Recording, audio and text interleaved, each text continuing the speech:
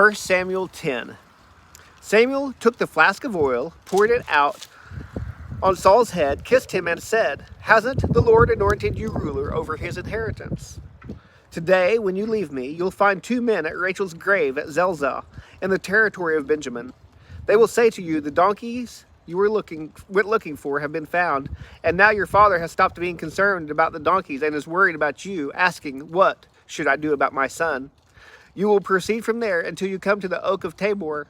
3 men going up to God at Bethel will meet you there, one bringing 3 goats, one bringing 3 loaves of bread, and one bringing a clay jar of wine. They will ask how you are and give you 2 loaves of bread, which you will accept from them. After that you will come to Gibeah of God, where there are Philistine garrisons. When you arrive at the city, you will meet a group of prophets coming down from the high place, prophesying. They will be preceded by harps, tambourines, flutes, and lyres. The Spirit of the Lord will come powerfully on you. You will prophesy with them, and you will be transformed. When these signs have happened to you, do whatever your circumstances require, because God is with you. Afterward, go ahead of me to Gilgal. I will come to you to offer burnt offerings and to sacrifice fellowship offerings. Wait 7 days until I come to you and show me what to do. Until I come to you and show you what to do." When Saul turned around to leave Samuel, God changed his heart, and all the signs came about that day. When Saul and his servant arrived at Gibeah, a group of prophets met him. Then the Spirit of God came powerfully on him, and he prophesied along with them. Everyone who knew him previously and saw him prophesy with the prophets asked each other, "What has happened to the son of Kish? Is Saul among the prophets?" Then a man who was from there asked, "And who is their father?" As a result, is Saul also among the prophets? Became a popular saying. Then Saul finished prophesying and went to the high place. Saul's uncle asked him and his servant, "Where did you go?" "To look for the donkeys," Saul answered. "When we saw they weren't there, we went to Samuel." "Tell me," Saul's uncle asked, "what did Samuel say to you?"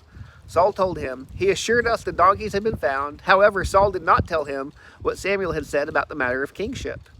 Samuel summoned the people to the Lord at Mizpah and said to the Israelites, "This is what the Lord, the God of Israel, says. I brought Israel out of Egypt. I rescued you from the power of the Egyptians and all the kingdoms that were oppressing you. But today you have rejected your God, who saves you from all your troubles and afflictions.